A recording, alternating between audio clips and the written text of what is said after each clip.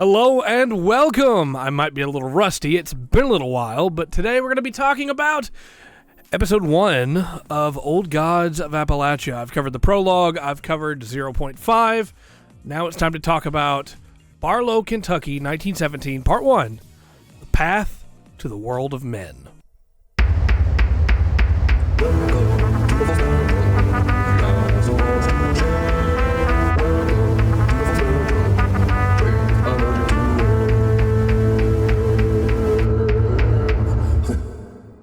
As we get into it, I have to say yet again, I love the writing in Old Gods of Appalachia. There are so many phrases that when they are just casually read out by the narrator, they just grab me. And I want to mention too, I didn't mention this much in the last one, but the narrator, it sounds like he's walking. So it almost feels like you're walking with this story as it's unraveling, right? The slow crunch of leaves as the story is being told. It's very, very good. Title of this one grabbed me immediately. I was super excited. The Path to the World of Men. And then Barlo, Kentucky in 1917. I mentioned this before, but it has been a while, so I'll mention it again. I don't live in Appalachia, but I do live in the state of Texas, and there are plenty of places in the state of Texas very similar to the way that Appalachian towns are talked about. Small places where less than 100 people live, and the rooster will not shut up outside, where there's almost no movement anymore. The gas stations are drying up. The town was based around a sawmill or a quarry or something like that, and all those things are starting to shift away now as nobody's using them or they've become derelict. And so when the narrator got to talking, the story got to talking about Barlo, Kentucky, I immediately felt like I was there, right? Like I've been in that town before, because in some ways I have, right? And it pulled me even further in. The mentions of the miners that are unionizing and the workers from Cincinnati that have come down that crossed the picket line to work anyway. The old rotting schoolhouse, and I have a couple quotes here I wanted to read, because again, when I say the writing just grabs me, this place is a rotting tooth in the mouth of the holler, but it is the only molar remaining. Talking about the schoolhouse, right? The schoolhouse where everything is rotting and decayed and there's no school books anymore. There's just an old Bible in the ruins of what used to be a desk. Just so good. And then this other line, everybody knows you don't climb into the dark earth without her swallowing a few of us whole. Her dark kiss planting seeds of decay in our lungs and blood. You do not take from the mother without her taking back. Just the writing on this is so good. I love the way it's written. You'll have to forgive me if you notice gnats flying around. It is spring in the state of Texas, and so the bugs are out, and they will be for the next 9 months. But I just love the way this world is described, right? Every bit of it, the wording that is used, it makes it feel almost archaic, right? But not in a bad way.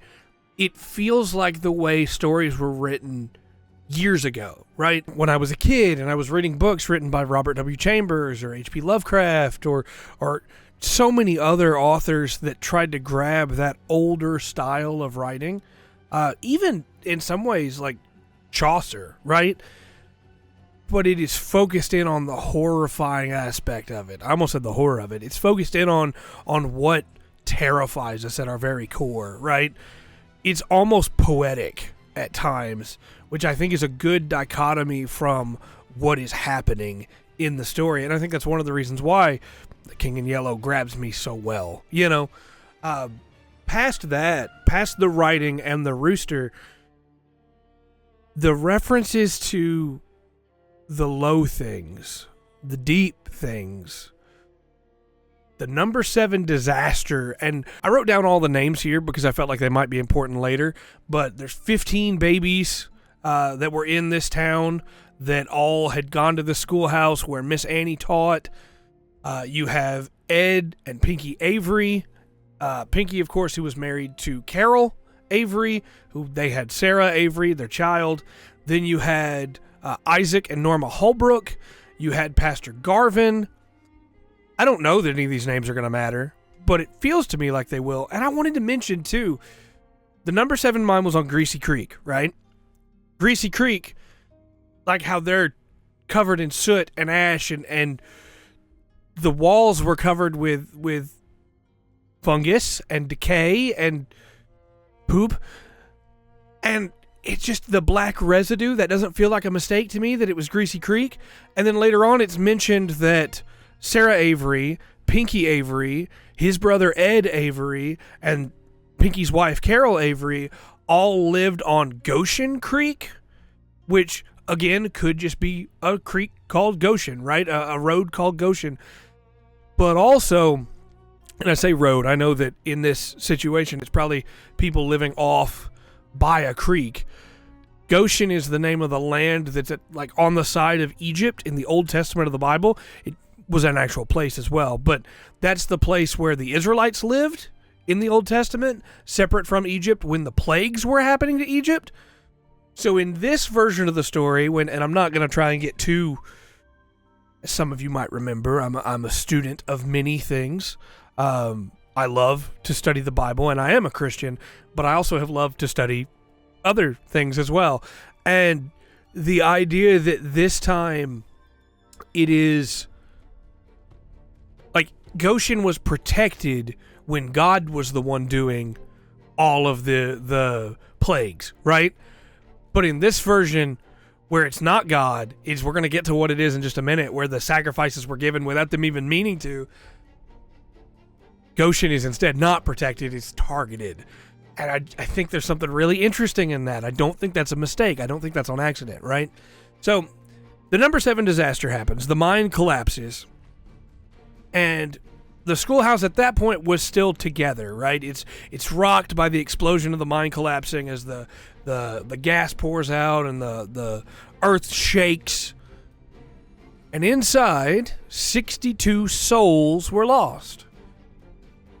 These men, flesh charred, bones splintered, eyes turned to gel, right?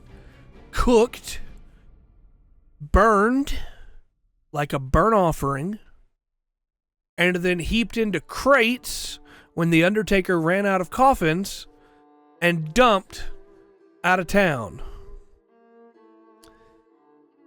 Where something in the underneath broke free.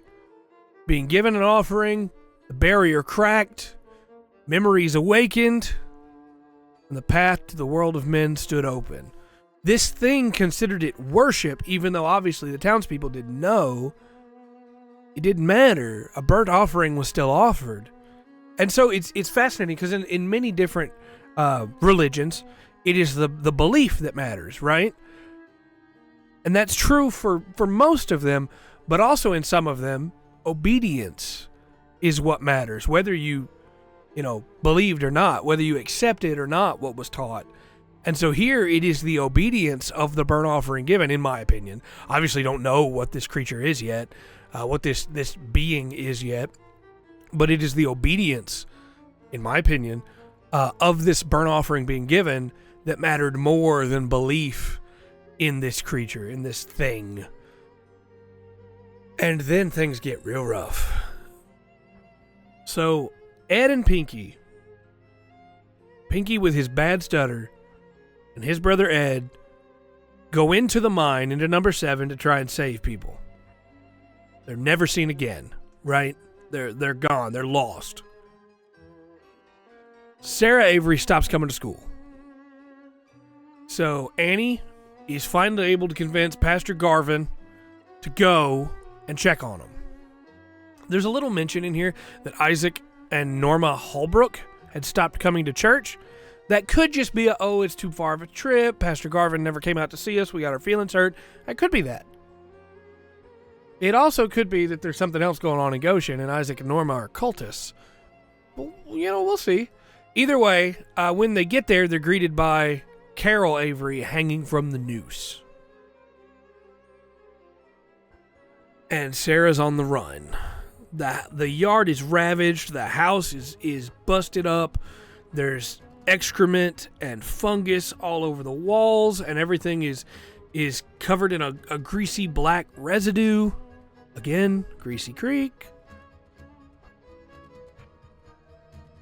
And then Sarah, she knows something's after her, and it's her dad. But it's absolutely not her dad, because it forgets to stutter. And there's just something about the idea. I don't know if this would have affected me as much before I was a parent, but there's just something about the idea. Your kid trusts you, right, when they're young. Obviously, some parents don't deserve that trust. But your kid trusts you, right? Until you give them a reason not to, they trust you. And just the idea of this not Pinky, not Pinky like from Magnus, but this not Pinky saying, "Hey, sugar pup," to her, just, that breaks my heart, you know? And then when he forgets to stutter, she tells him that mom is dead, and he says, "Well, I can still get you to her." Just, poor girl. Poor girl. This was a great episode. I'm so hooked. I'm really excited because the next episode is Barlo, Kentucky, 1917, Part 2. And I want to know what else is going to happen there, how else things are going to fall apart. But the writing is great. The horror is great. The references to other things are really fascinating and really fun. Gives me a lot to ponder on and a lot to think about. I don't know. I want to know more. I'm hooked. And specifically the mention of the rotting tooth in the mouth of the hauler. But it's the only molar remaining. Like, why is the schoolhouse so important? Why is it the only molar remaining? Is it just that's how things turned out? Or is it something else? I am absolutely excited to get back into this. And the next episode will come as soon as it can. But let me know your thoughts in the comment section down below. I didn't spend too long on this one just because there's not a lot left for me to talk about. I kind of talked about everything that mattered to me, you know? But there's now a cat yowling outside the window because it hears me talking, and it's probably about time to feed him again. But let me know your thoughts in the comment section down below. And until next time, I've been Trey. This has been The Full Spectrum.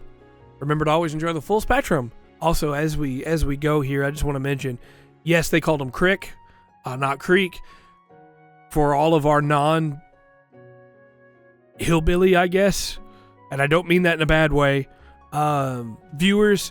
Creek is the word, but Crick is what we call them as well.